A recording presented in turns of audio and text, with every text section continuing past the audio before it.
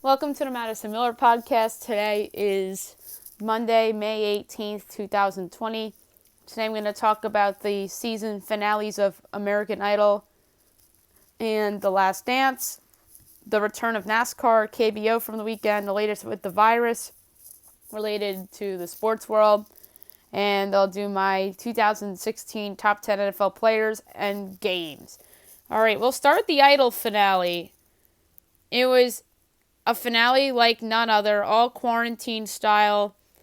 In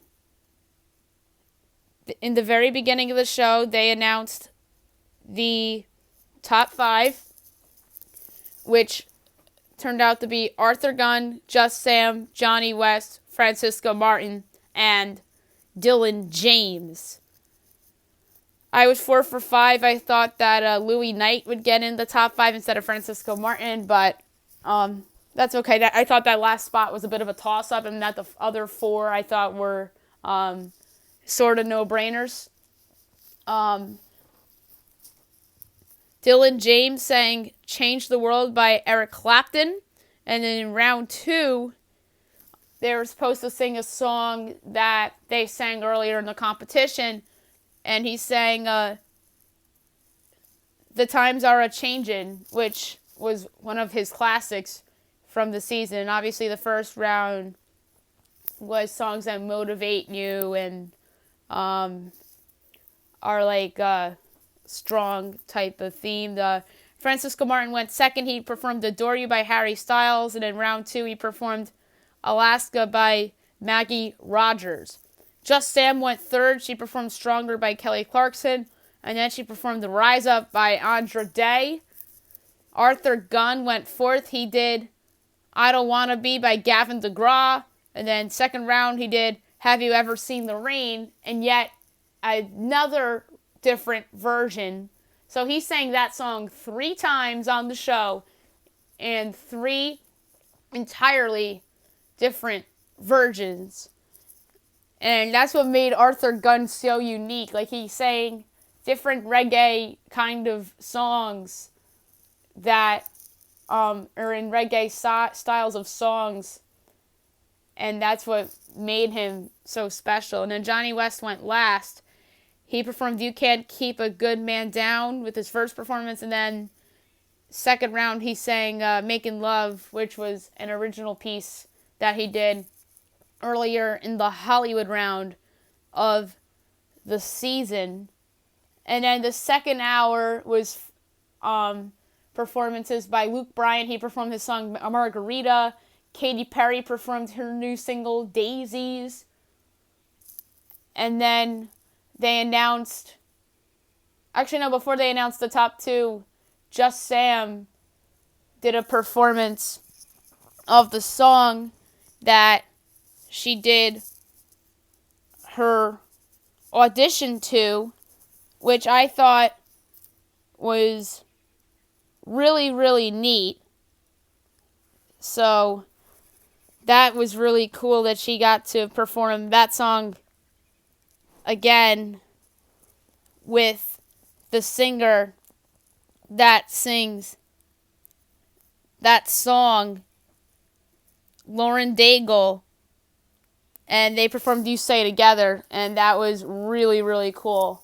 And they did that before Katy Perry's performance, if I'm not mistaken. And after Katy sang her song Daisies, they announced the top 2, which were Arthur Gunn and Just Sam. I thought it was going to be Johnny West and Just Sam, but Arthur Gunn is a worthy spot in the top 2, in my opinion. And then after the break, they revealed the winner, and as I predictably said, Just Sam, and she was phenomenal. And then after Just Sam was announced the winner, the best performance of the night, Lionel Richie, leading the way of a huge performance with a lot of Idol alumni, along with the Idol Top 11 from this year, and Katy Perry and Luke Bryan, to a song he wrote with Michael Jackson 35 years ago, We Are the World. And Lionel kicked it off, and then Just Sam was second, and then I believe the third and fourth people in the song were Scotty McCreery and Dylan James, which I thought was neat that they had those two kind of performing like the same lines together, because it's both their styles of country. So I thought that was pretty neat. And then you saw a lot of other old Idol alumni. Philip Phillips was in it. Ruben Studdard was in it. Fantasia was in it. Jordan Sparks was in it. Kelly Pickler was in it. So it was really, really neat. And obviously Luke and Katie were in it as well. So that was a really awesome way to go out on a memorable season of American Idol with a very inspiring song of We Are the World. And obviously that was a big hit back in the 80s. And that meant a lot to Lionel. That was the first time he performed that since he wrote the song back with Michael Jackson 35 years ago. And they announced during the show as well that they will be back for a 4th season on ABC, so that's pretty cool. So that would be 19 seasons overall, and hopefully they're going to be doing it just like they were doing it before the pandemic. So that's good news, obviously, for ABC and for Ryan Seacrest, and hopefully the 3 judges will be back as well, which I expect them to be. The Last Dance. It was a very, very emotional finale of the last 2 episodes. Season 9. Episode 9 was going back and forth about the first of the 2 series with the Jazz in the NBA Finals in 1997 and the 2008 Eastern Conference Finals against Reggie Miller and the Pacers, and how the Pacers took him to 7, and Reggie Miller is hitting all these clutch shots, and Reggie Miller and Larry Bird got some cameo appearances in terms of interviews in that episode as well. And also in that episode was very emotional for Steve Kerr, as he opens up about the story of how his father got shot while running a church. He was a president or somehow involved in UCLA back in the day, and then he went on and worked at a church, and then he got shot and killed, which was very unfortunate. And Steve Kerr's mom was in the show getting interviewed as well, and Steve and his mother spoke about the story of how they found out about the death. That was really emotional, and I didn't know about that about Steve Kerr. So that's just very, very sad. And Steve Kerr is somebody that obviously everybody knows now is the Golden State Warriors head coach. A lot of people don't really give him the credit he deserves. I am a huge Steve Kerr fan. I think he's done a great job with the Warriors, with the exception of this year because of the injuries. That's not his fault, though. Although he did get a lot out of guys like Eric Pascal and Damon Lee and all these guys that had never really seen playing time. All those guys did was get their trade values up. But yeah, I think Steve Kerr's done an incredible job. Obviously, turned down the Knicks job to work under Phil Jackson. When Phil Jackson first got the Knicks president of basketball ops job, he turns them down and goes to Golden State, which stuns everybody because everyone thought it was a lock that he was going to New York. And that turns out to be a big miss by the Knicks because Kerr obviously was a much better coach than Derek Fisher, winning all those titles. But then again, Kerr had the roster, Derek Fisher did not. But Derek Fisher was such a terrible coach. And Steve Kerr, I think, probably would have gotten more out of those Knicks teams than Derek Fisher did. Maybe they win 30 games or 35 games instead of 15 games. And then Fisher got fired in the middle of the next season, got replaced by Kurt Rambis, who obviously is not a good coach. as we saw with the Timberwolves when he coached Kevin Love and won like 15 games with Kevin Love and Ricky Rubio. So he's obviously not a good coach either. And then Steve Kerr as a player was with the Bulls, won a couple rings there, and then when they blew up the Bulls after '98, gets traded to the Spurs and lucks out there, winning a couple rings with Tim Duncan. So Steve Kerr, and he plus was a big part of those Spurs title teams hitting big threes for them as well. So yeah, that's Steve Kerr's story about his father. Really, really sad. And then the last episode was about the '98 run in the final series against the Jazz, and how they had the after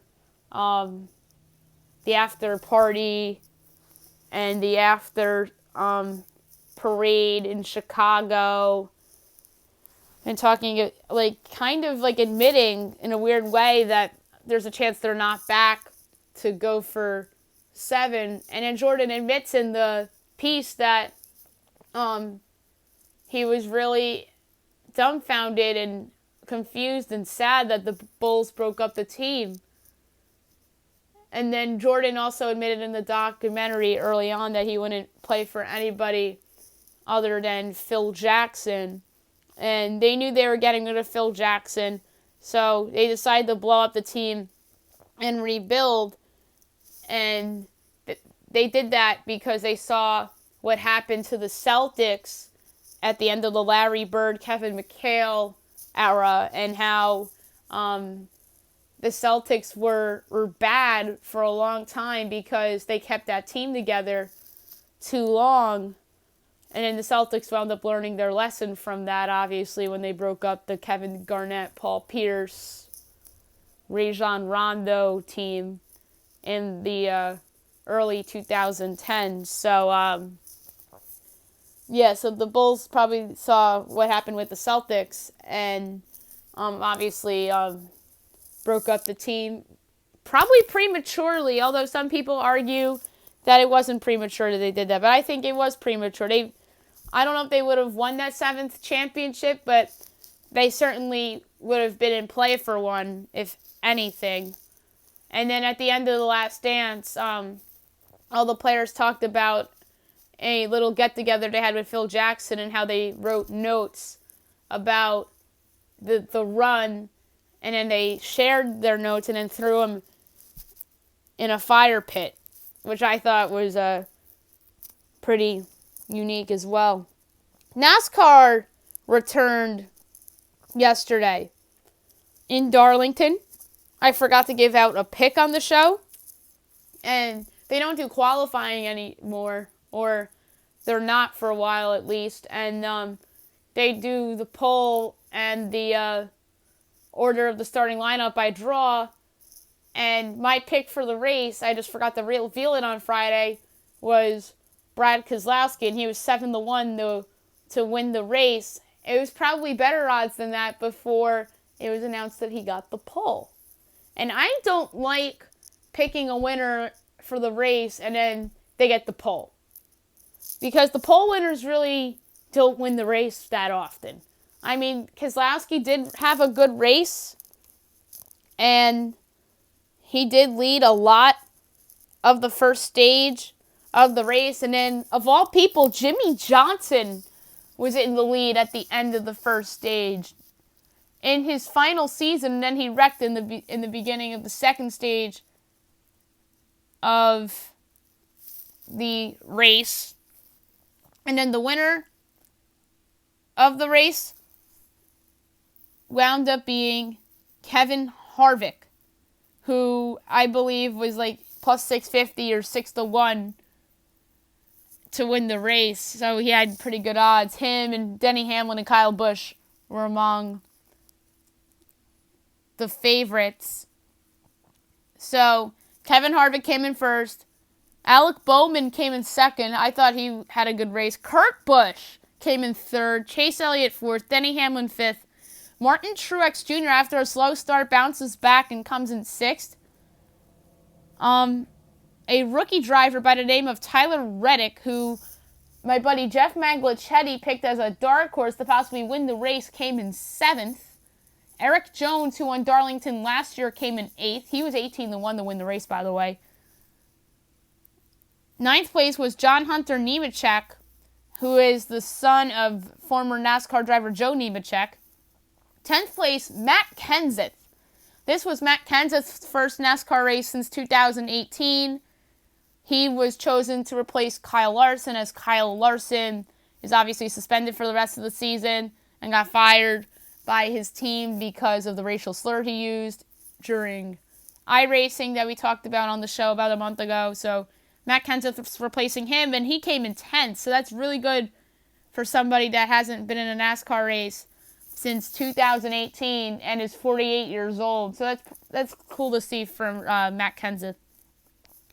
Austin Dillon, 11th. Eric Almirola, 12th. Brad Keselowski, 13th. Matt DiBenedetto, 14th. Ryan Newman in his first race back since the bad accident, 15th. Ryan Blaney, 16th. Clint Boyer, 17th. Joey Logano, 18th. T.Y. Dillon, 19th. And among other notables, Bubba Wallace, 21st. Michael McDowell, 23rd. Kyle Busch, a disappointing 26th. Reed Sorensen, 29th. Jimmy Johnson, a disappointing 38th. And Ricky Stenhouse Jr. comes in last in 40th because he wrecked on the first lap of the race. So that's disappointing for Ricky Stenhouse Jr. And tomorrow we have the Xfinity Series at Darlington. And Wednesday we have another Sprint Cup Series race in Darlington. And I'll pick a winner for the Xfinity race tomorrow and a winner for the Cup Series on Wednesday's show. So that's pretty neat. And then after Wednesday, NASCAR will be back in Darlington then. The latest coronavirus news that I want to get to. The NHL made a statement a little bit, or not a statement, but some news, and how there's a lot of momentum towards a 2014 playoff and a format. And my buddy Derek hates this, but I don't mind this at all because obviously the 16 normal playoff teams won't be playing in this extra round. So this is kind of like the wild card game in Major League Baseball, except you're going to have multiple wild card games in the NHL, and there are going to be 3-game series, and there's going to be 8 teams involved, so 2 games in the Eastern Conference and 2 games in the Western Conference. And the teams that are among those involved in those wild card rounds that are going to be best of 3, I know the Rangers and the Maple Leafs will be playing against each other. And then the Canadians will be playing maybe the Islanders. And on the other side, in the West, Chicago was in it. The Coyotes, Calgary, I want to say, and Vancouver, if I'm not mistaken. That, I think, is the 4 out in the West. And then those 8 teams will be playing against one another, and then the 4 winners will advance into the field or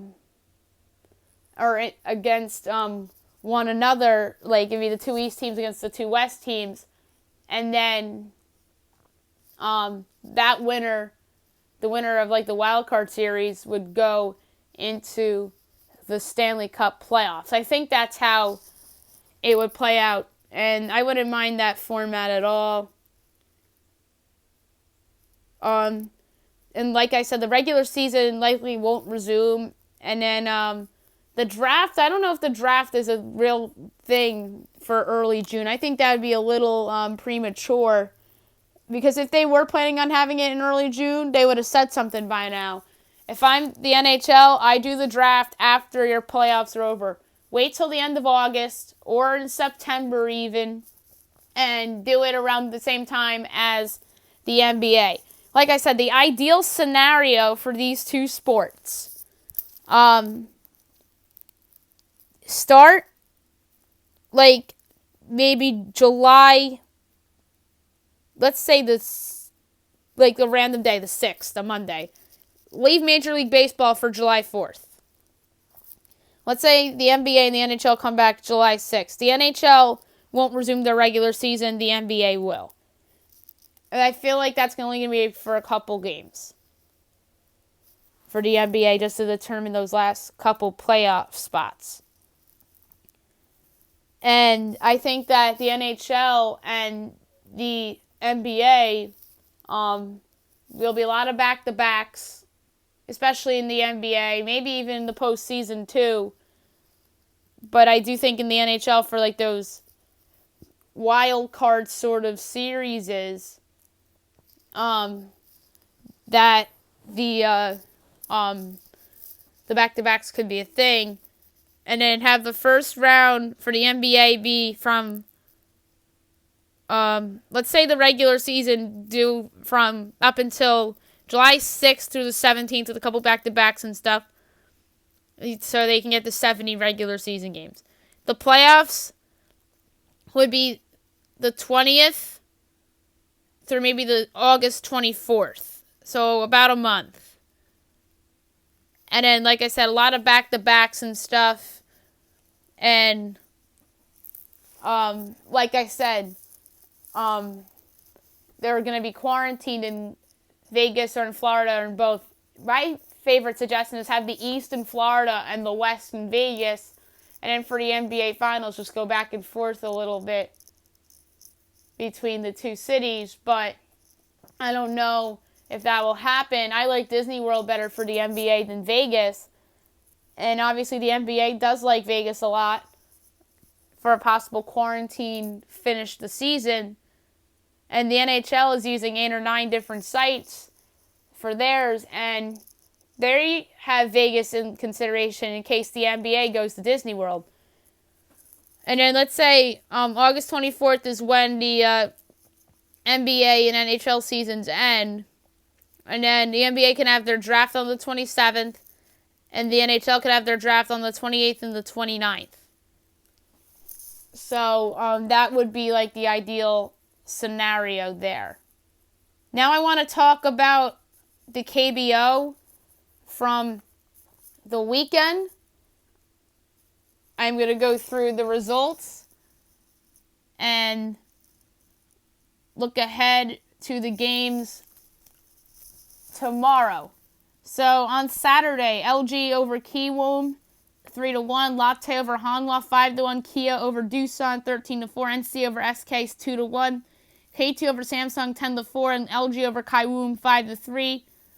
Yesterday, which was Sunday, Hanwha over Lotte, 5-4. KT over Samsung, 9-2. Kaiwoom over LG, 9-4. Doosan over Kia, 6-4. And NC over SK, 11-5. So looks like all the overs hit yesterday. That's pretty neat.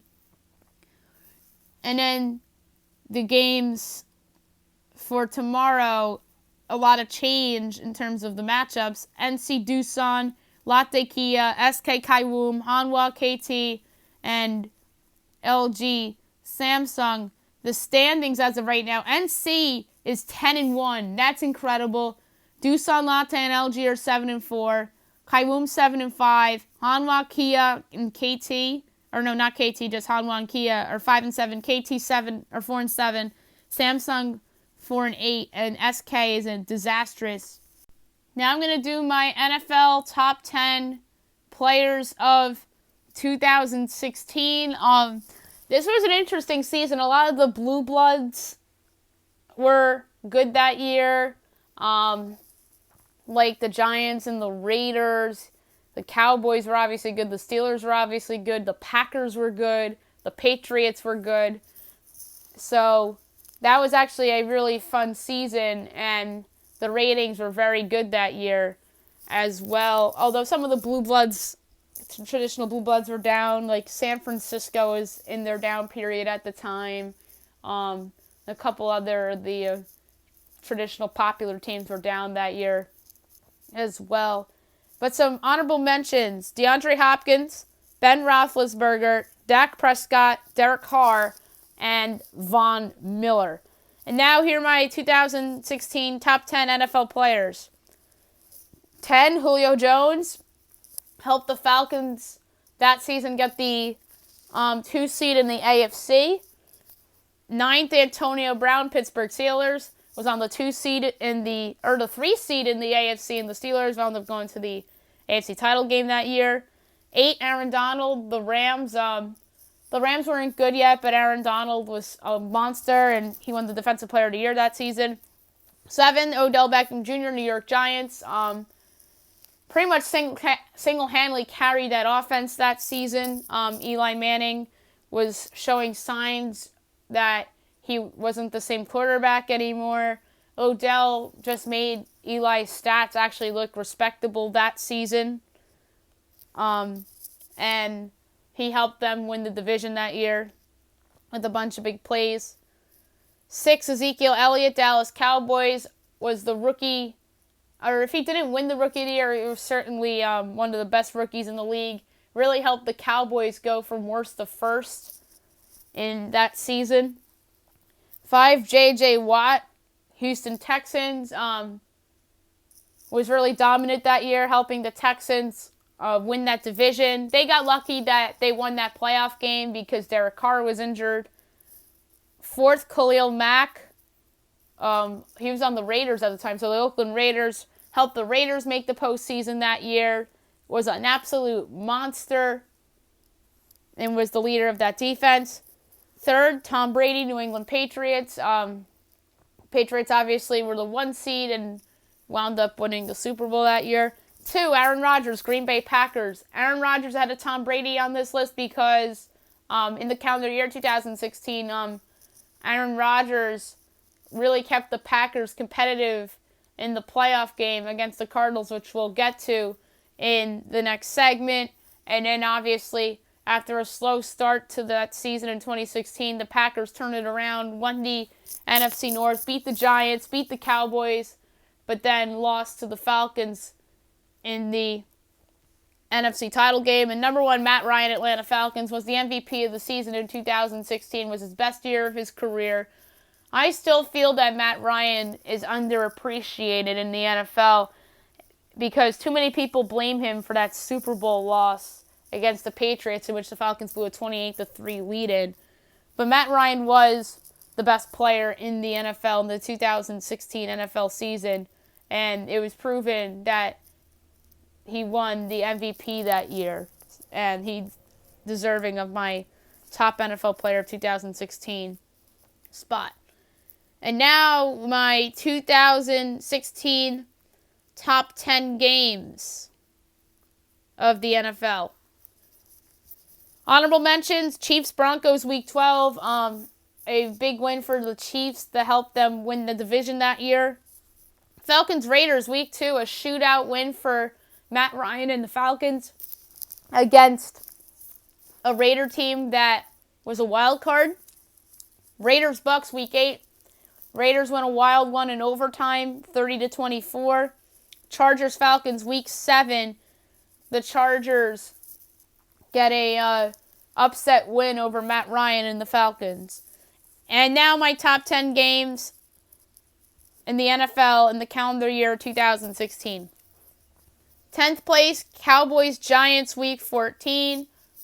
It was a 10-7 final, but the fact that it's 2 NFC East rival blue blood NFL franchises and big fan bases. Odell Beckham Jr. makes a huge play in that game to help the Giants get the win, holding that vaunted Cowboys offense to a whopping 7 points. And many people thought it was a lock that Dallas was going to win the rematch because the Giants had faltered the week prior in Pittsburgh, and then the Giants shut everybody up. Their defense showed up to play. Their offense didn't have to do much. Their defense was so elite that year. and they really won perhaps their biggest game of that season to help them get a wild card spot in the AFC that year. 9th, Giants-Cowboys, Week 1. This was the game I alluded to from a rematch. The Cowboys should have won this game, but a wide receiver did not step out of bounds, or else the Cowboys would have won that game. And who knows, maybe the season for the Giants would have gone a little different. Maybe they would have been 10-6 instead of 11-5. But that was one of the 3 regular season losses for the Dallas Cowboys. The other one being obviously that Giants game I alluded to in Week 14, and a meaningless Week 17 game in Philadelphia against the Eagles, in which the Cowboys had the 1 seed and everything locked up already, and that was remembered as Tony Romo's last game as a Dallas Cowboy. So that's kind of sad, because obviously Dak Prescott took over that year, and Romo wound up retiring after that season. 8th, Ravens-Giants, Week 6. Back and forth shootout game between Joe Flacco and Eli Manning. Eli and Odell make the big play, and the Giants get a 27-24 win at MetLife Stadium in a game that they absolutely had to have to get back to 500 on that season. 7th place, Falcons-Seahawks, Week 6. 2 contenders in the NFC going at it. The Seahawks didn't make the playoffs. They did. Never mind. I was thinking Arizona won the division that year, but no, it was Seattle.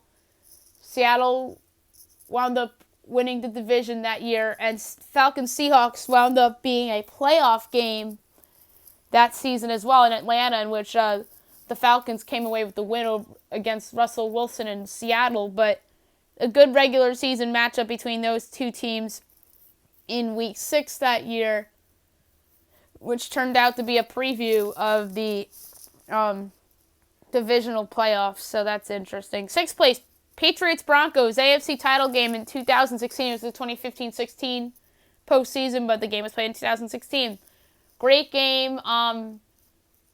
Peyton Manning played in this game. It was his sort of comeback game after Brock Osweiler was starting games for the Broncos for a little while, and Peyton just stuck it to Brady in Denver, and the Broncos wound up winning the Super Bowl in Peyton Manning's last season, although it was a diminished Peyton Manning, obviously. 5th place, Panthers-Broncos, Week 1, Super Bowl rematch. Obviously, it was perceived that the Panthers were better going into that season because Peyton Manning was no longer on Denver, and I believe the Panthers were favored to win that game like they were favored to win the Super Bowl too. Graham Gano misses a possible game-winning field goal, and the Broncos hang on the win in Week 1. 4th place, Ravens-Steelers, Week 16, an absolute classic of a game. Steelers come from behind and win en route to a division title.